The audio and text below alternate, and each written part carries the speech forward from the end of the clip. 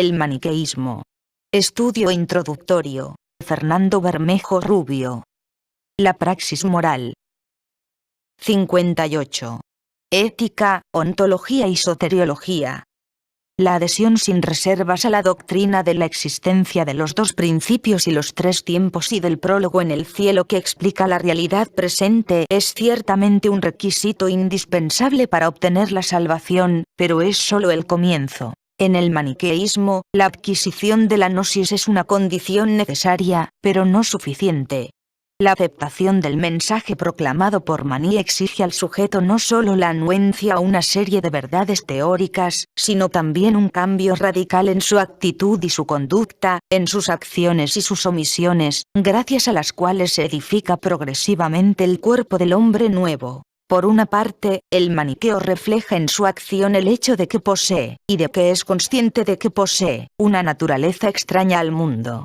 Mientras que el hombre común tiene en su vida cotidiana con la realidad circundante un trato despreocupado, la tala de árboles, las labores agrícolas, la cocción del pan, las abluciones con agua, que no llega jamás a problematizar, a través de su peculiar conducta el maniqueo manifiesta estar en posesión de un conocimiento especial y se ve obligado a evitar a toda costa un comportamiento que comportaría, en su visión de las cosas, una profanación intolerable. Sin embargo, sería un error pensar que el fundamento de la praxis maniquea consiste en algo externo, en el mero afán de efectuar una diferenciación sociológica o en el intento de producir una acumulación de mérito y buenas acciones mediante la observancia de determinados mandamientos.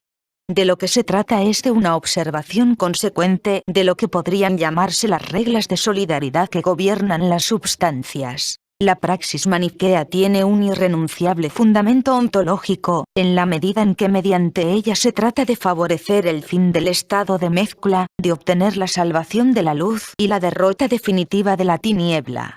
De este modo, el ser humano se alinea en las filas de la luz, no solo ni principalmente porque hace la voluntad divina, él mismo tiene un carácter divino, sino porque demuestra su carácter luminoso al trabajar a favor de la separación de las substancias y de la destrucción de la tiniebla.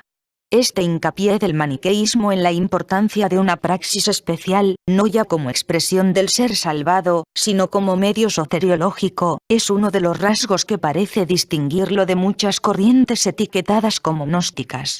Los textos más diversos confirman de manera elocuente la importancia de la praxis. Así, en el Codex Manichaicus Colomiensis la predicación del mensaje por parte de Maní contiene constantes menciones de los mandamientos que han de ser observados. El maniqueo Fausto dirá de modo lapidario que aceptar el Evangelio no es sino obedecer a los preceptos celestes. Es revelador al respecto el hecho de que, en algunos salmos, la nave de la Iglesia sea con frecuencia identificada con el mandamiento, lo que indica que la salvación, simbolizada en la imagen de la nave en medio del proceloso océano del mundo, es indisociable de la escrupulosa observancia de las directrices impuestas al maniqueo por la Iglesia. Resulta claro que no hay ortodoxia maniquea sin ortopraxia. 59. La moral de los electi. Muchas fuentes indican un detallado y restrictivo código de conducta referente a los electi. Algunas conservan un catálogo de 5 mandamientos específicos, mientras que otras hablan de 3 sellos. El primero de los mandamientos en el esquema quinario se refiere a la disponibilidad total a seguir una vida que encarne la verdad contenida en el mensaje de Maní, y en particular a continuar la misión apostólica a la que el propio fundador dedicó todos sus esfuerzos y por la que dio su vida. Tal disponibilidad se concreta en la ausencia de todo domicilio permanente y en la itinerancia. Los electi son, en principio, incansables trotamundos. La orden reiterada que Maní recibe del Sícigos en el Codex Manichaicus Colomiensis es sali deambula, y es precisamente eso lo que él hará a partir de ese momento. Esta itinerancia, que se convertirá en el modelo para sus discípulos, parece estar relacionada con el carácter extranjero del sujeto en el mundo, dado que el modo errante de vida no es solo el más conveniente para la propagación de una doctrina que se quiere universal, sino que reduce al mínimo el compromiso con el mundo de la materia y refleja también esa ausencia de compromiso. El segundo mandamiento de los Selecti ordena la ausencia de violencia y prohíbe, por tanto, toda actividad consistente no solo en matar, sino también en herir o vulnerar de cualquier modo los elementos luminosos contenidos en la naturaleza, sean animales, vegetales o incluso minerales. Este precepto, destinado a evitar cualquier daño al alma viviente presente en la realidad mezclada que es el universo, lo que equivaldría a cometer un sacrilegio, se traduce de modo concreto en la tajante prohibición de la caza, de toda labor agrícola y del trabajo manual en general, pero contempla igualmente, de modo más positivo, la necesidad de un trato exquisito con la totalidad de las cosas. Este mandamiento coincide prácticamente con el llamado sello de las manos Signaculum Manuum. La evitación del daño al alma viviente es lo que los textos denominan reposo. El tercer mandamiento tiene por objeto la completa evitación de toda actividad reproductiva, así como del placer corporal asociado a ella. Ante todo, exige la abstención de toda relación sexual y el mantenimiento de una total castidad, con el objeto de evitar la procreación y, con ello, la ulterior diseminación y cautividad del alma y la propagación del mal. En este sentido, el precepto corresponde al denominado sello del seno Signaculum Sinus. Por lo demás, en la medida en que de lo que se trata es de procurar la liberación del elemento luminoso, cautivo en virtud de la producción de nuevos cuerpos, el mandamiento implica asimismo evitar propiciar cualquier otra reproducción de seres vivos. De este modo, la cría de animales o la plantación de árboles están excluidos de entrada de las acciones permitidas a los Selecti. El cuarto mandamiento es coextensivo con el sello de la boca Signaculum Moris, y contempla dos aspectos distintos. Por una parte, se refiere a lo que sale de la boca, es decir, a las palabras. El electo maniqueo está llamado a utilizar el lenguaje de modo adecuado, y por tanto a evitar la mentira, la blasfemia, la calumnia o el juramento. Por otra, se refiere a lo que entra en la boca, es decir, a los alimentos. Al electo no le está permitido consumir cualquier cosa, pues debe abstenerse rigurosamente de toda carne, de bebidas alcohólicas, incluido el vino, que según Agustín era considerado por los maniqueos la hiel de los demonios, y de productos lácteos, alimentos, todos ellos, obtenidos mediante actos que vulneran al alma viviente. Así, el elegido ha de observar una dieta de estricto vegetarianismo.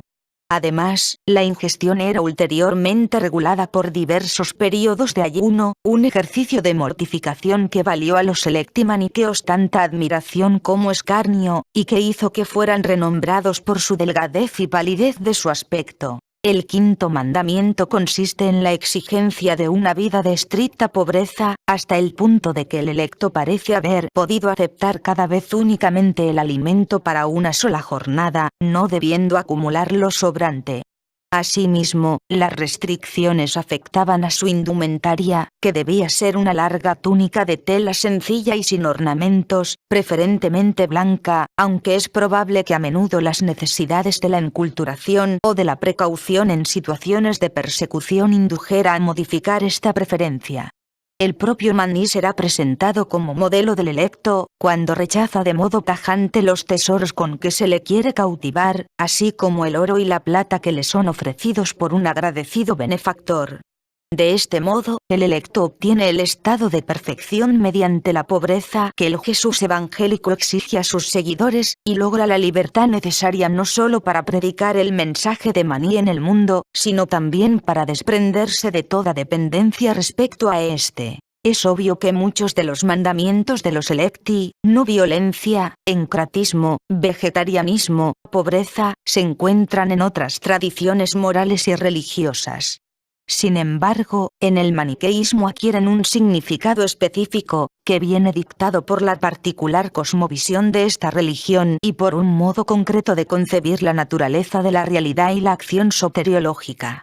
Todos los preceptos están orientados a distanciarse del mundo y a permitir la liberación de la luz cautiva, de modo que los Selecti se convierten en los colaboradores eficaces de las potencias divinas para lograr poner fin al estado de mezcla y obtener con ello la reconstitución de la unidad originaria. 60. La moral de los auditores. Es claro que los valores de los electi habían de ser igualmente compartidos por los auditores, pero es asimismo obvio que, dadas las extraordinarias limitaciones en el trato con el mundo al que se ven abocados los electi, la articulación práctica de esos valores no podía ser la misma en ambos casos.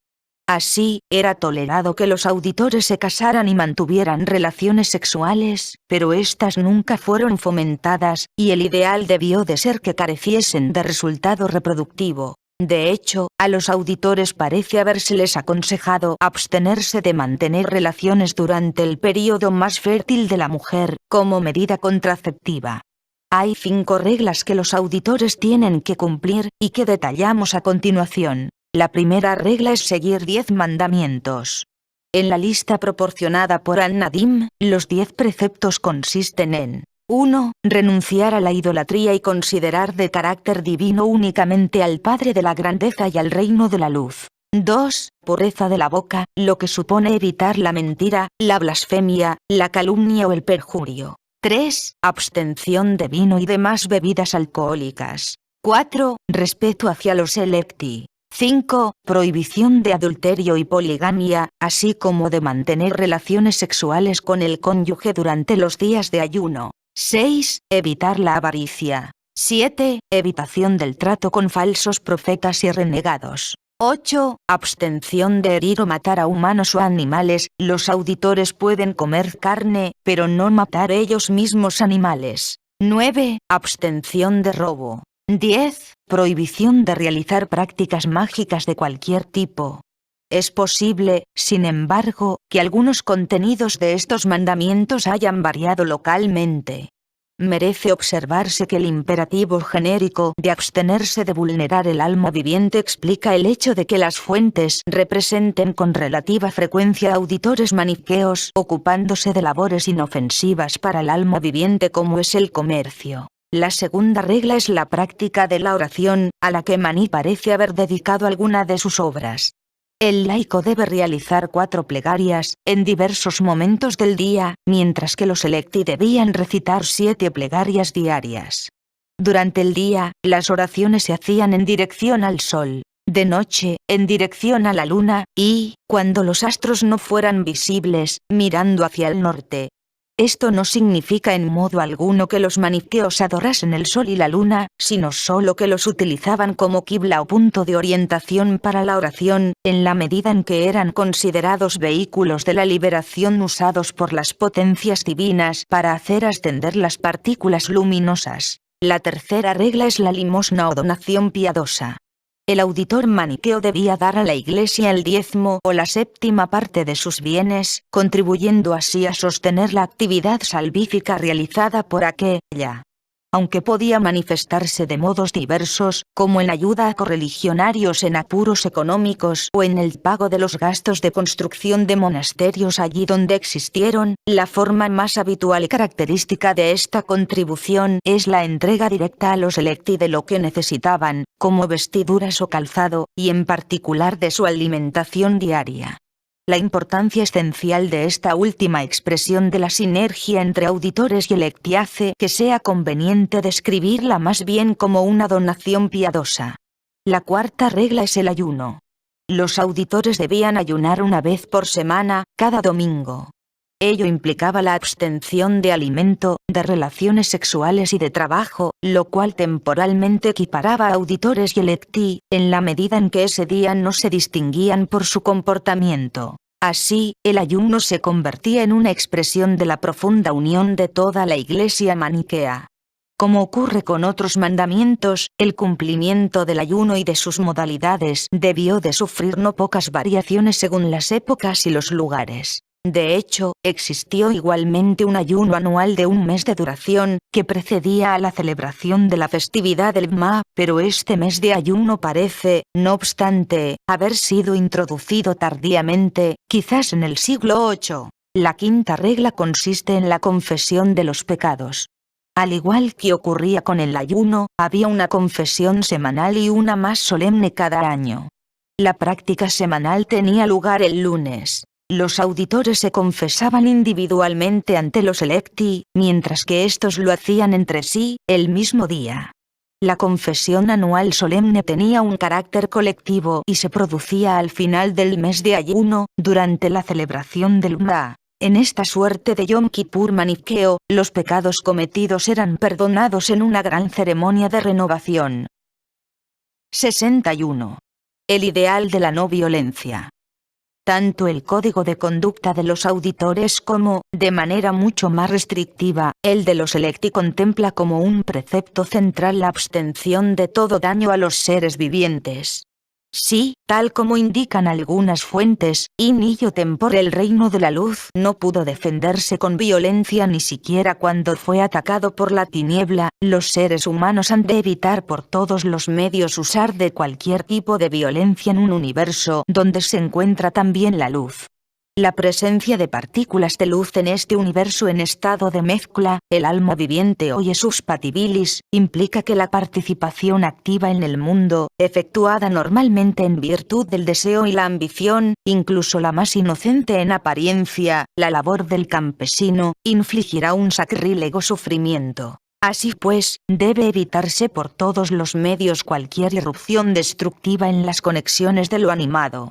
En este sentido, la posición maniquea recuerda extraordinariamente el ideal budista y jainista de la ahimsa, y ha sido conceptualizada como un ensayo radical de no violencia. La prohibición genérica de matar es uno de los rasgos distintivos del maniqueísmo. Resulta elocuente que en un fragmento de Turfan que narra el último encuentro entre Mani y el rey Bahram este reproche a Mani su inutilidad tanto para la guerra como para la caza. En realidad, no es solo que una profesión como la de cazador, pescador, soldado o carnicero esté excluida, sino que el electus, como el monje budista y el jainista, extremará sus cuidados con el objeto de no aplastar a las más pequeñas criaturas mientras camina. Esta necesaria delicadeza respecto al mundo, y la llamativa semejanza con la praxis jainista, está expresada de forma elocuente al comienzo de uno de los Kepalaya, donde un discípulo expone a Mani un problema de conciencia, desgarrado entre la necesidad de ir a predicar el mensaje de Mani y el temor de, al caminar, aplastar por descuido una planta o algún pequeño animal. Si el maniqueísmo mantuvo de manera consistente y con validez incondicional este ideal de no violencia es, sin embargo, difícil de decidir. En lo que respecta al trato con el mundo animal y vegetal, las diversas disciplinas de electi y auditores, y las oscilaciones en el seno de estas, muestran ya la dificultad de la empresa. A la luz de otros casos comparables, no puede descartarse que se haya buscado justificar diversas excepciones. En lo concerniente al trato con la humanidad, la historia de las religiones, comenzando por la de las corrientes cristianas de éxito, muestra cuán fáciles resultan las componendas a la hora de encontrar excepciones a la idea de la sacralidad de la vida, y abunda en ejemplos en los que los más sublimes principios de respeto y bondad se conjugan con la violencia y la opresión de toda la haya, con frecuencia gracias al empleo de sutiles disquisiciones teológicas que las justifican, en otras ocasiones mediante el simple uso de los mecanismos de poder y control obtenidos por las jerarquías religiosas gracias a la satisfacción de las necesidades espirituales que ofrecen.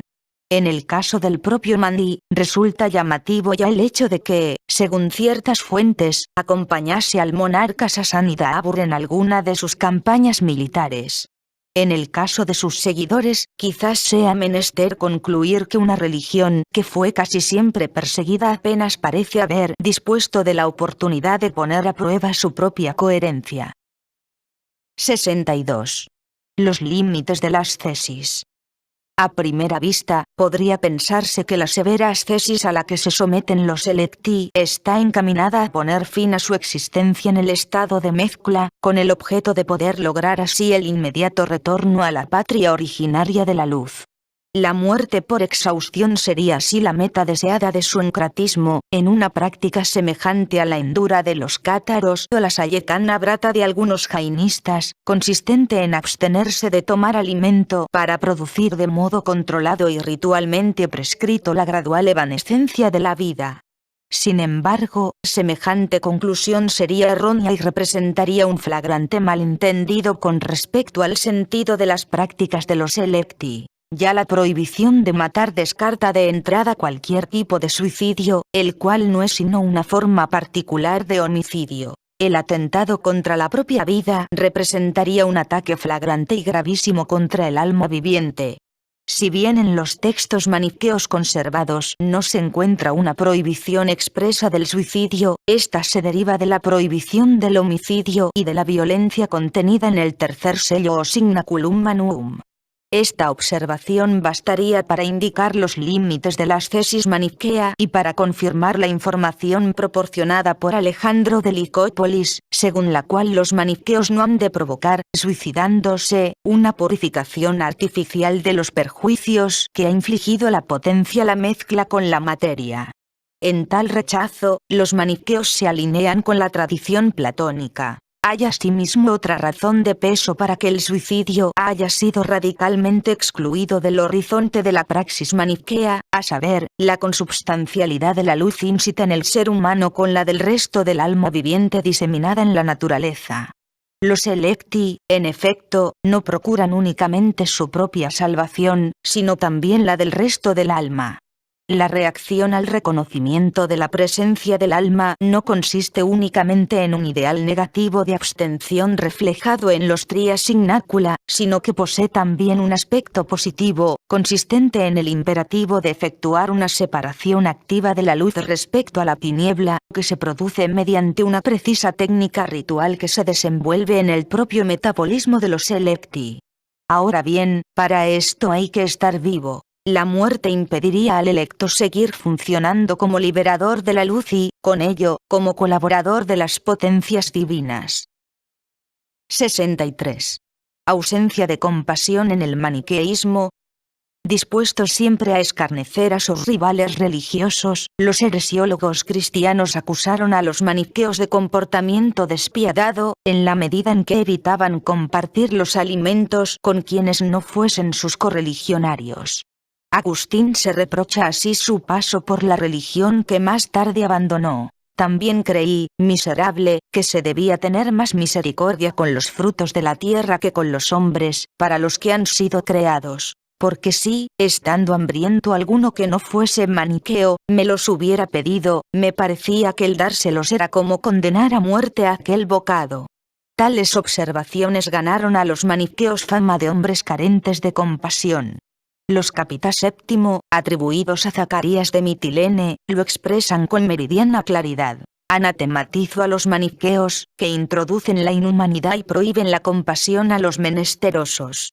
Se estaría tentado a descartar estos reproches como infundios heresiológicos, si no fuera porque en varios textos maniqueos encontramos algunas observaciones que pueden explicar, y en cierto modo justificar, tales comentarios.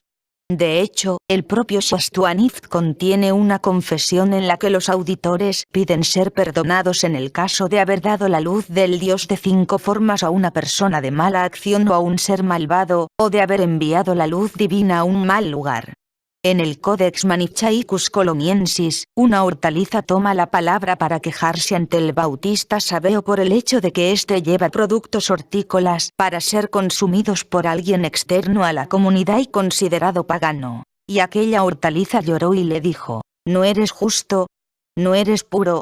¿Por qué nos llevas a los fornicadores?» Así, Sabeo fue conmovido por lo que oyó y volvió a llevarse las hortalizas. Aquí, el Bautista es descrito como una suerte de protomaniqueo, puesto que a los maniqueos les estaba prohibido poner en manos ajenas a la Iglesia alimento alguno, con el objeto de impedir que el alma viviente contenida en tales alimentos fuera vulnerada por los profanos. Esta idea explica la conducta, en apariencia despiadada, que ganó los mencionados reproches a los seguidores de Mani. La creencia según la cual dar de comer a alguien ajeno a la comunidad maniquea, es decir, a alguien que no podría liberar la luz contenida en los alimentos, implicaba contribuir al ulterior aprisionamiento de la luz. Aconsejaba una restricción de la caridad que pronto dio pábulo a la acusación de que los maniqueos carecían de compasión. la primacía del cumplimiento de lo que es considerado revelación divina frente a las necesidades reales de otros seres humanos, aun cuando aquel cumplimiento implique la directa vulneración de estas necesidades, es un fenómeno frecuente en la historia de las religiones, tal como por ejemplo muestran en Occidente los avatares de las formas de cristianismo triunfantes. Pues bien, el maniqueísmo no es una excepción. Una vez más, el Códice Maniqueo de Colonia ofrece una ilustración elocuente al mostrar cómo ha de anteponerse el amor a la trascendencia a los propios sentimientos. En una visión en la que ve a un ex correligionario bautista condenándose, Maní confiesa afligirse por él. Sin embargo, una vez que su compañero celeste, Sífigos, le imparte sus lecciones, Maní aprende a no compadecer a quien, en una perspectiva religiosa, no lo merece. En este sentido, encontramos en el texto del CMC una educación sentimentale, que alcanza incluso a los afectos familiares. La moraleja es que los sentimientos no deben impedir el juicio, si pueden interponerse en la adhesión o la fidelidad a la verdadera religión. 64. Maniqueísmo y política. En el contexto de la concepción maniquea de la praxis resulta oportuno interrogarse acerca de cuál ha podido ser la actitud maniquea ante el poder político. No hay rastros de la existencia de alguna suerte de tratado maniqueo de teología política, por lo que la cuestión planteada debe ser deducida a partir de otros datos. Sin embargo, estos resultan ambiguos. Por una parte, según numerosas noticias, tanto Maní como sus seguidores buscaron el apoyo de las clases dirigentes, comenzando por los soberanos sasánidas. Por otra, el ideal de distanciamiento del mundo y la no violencia parecerían obligar al maniqueo a rehuir toda relación con instancias de autoridad cuya existencia presupone el valor de la realidad mundana y cuyo dominio solo puede ser ejercido mediante algún tipo de coacción y violencia. Parece haber aquí, pues, una tensión cuya lógica subyacente es necesario comprender. Cabe conjeturar que la posición maniquea ante las instituciones políticas es explicable a partir de la propia cosmovisión. Como hemos visto, no puede hablarse sin más de un anticosmismo maniqueo, no solo porque una de las realidades presente en el mundo es la luz dispersa, sino también porque aunque la materia del mundo es tiniebla, la organización y conformación de esa materia es obra de las fuerzas del bien y posee un propósito soteriológico. En este sentido, la historia posee en perspectiva maniquea una valencia positiva. A diferencia de lo que ocurre en diversas corrientes gnósticas, para las cuales el orden del universo es una expresión del sistema de coerción instaurado por el demiurgo y sus arcontes, en el maniqueísmo ese orden es la superación del movimiento desordenado y confuso en que consiste la materia, concebida en situación de constante guerra intestina. Al mismo tiempo, sin embargo, ese orden es concebido no como algo encaminado a perpetuarse, sino solo a desempeñar la función de domeñar al mal en tanto no se logre la separación definitiva de las dos substancias opuestas e irreconciliables que constituyen el universo. De este modo, el carácter ambivalente del cosmos resulta obvio. Esta ambivalencia caracteriza también, diríase, a las instituciones e individualidades que en el mundo ostentan el poder. Estas no parecen haber sido demonizadas, pero desde luego tampoco sacralizadas ni dotadas de legitimidad como representantes del mundo divino. Son susceptibles de ser juzgadas de manera positiva o negativa, a tenor de la actitud que adopten ante los emisarios de la luz. Muestran su carácter dependiendo de si su acción apoya u obstaculiza la difusión de la doctrina maniquea y, con ello, la separación de las substancias, la disolución de la mezcla y la reconstitución de la integridad originaria de la tierra luminosa. Lejos, por tanto, de llevar a adoptar una posición a priorística de condena o de exaltación de las autoridades políticas, la visión maniquea de la realidad parece haber conducido a una actitud flexible, que permitía tanto la búsqueda de colaboración y de apoyo por parte de las instancias del poder allí donde parecía haber la posibilidad de obtenerlos, como el rechazo y la condena allí donde la simpatía de los poderes públicos no se producía. El criterio para determinar el carácter de los centros de poder no parece haber sido otro que la reacción que estos tenían ante la propagación del mensaje por parte de los misioneros maniqueos. Así puede entenderse mejor que el propio Mahdi haya buscado el respaldo de los monarcas persas, y que varios siglos después los maniqueos no hayan rehuido el favor obtenido en la corte de los turcos uigures. La ambigüedad del mundo sería, sin embargo, cruelmente experimentada por los maniqueos, casi siempre víctimas de las persecuciones de los poderes públicos, apoyados o no por sus legitimadores religiosos.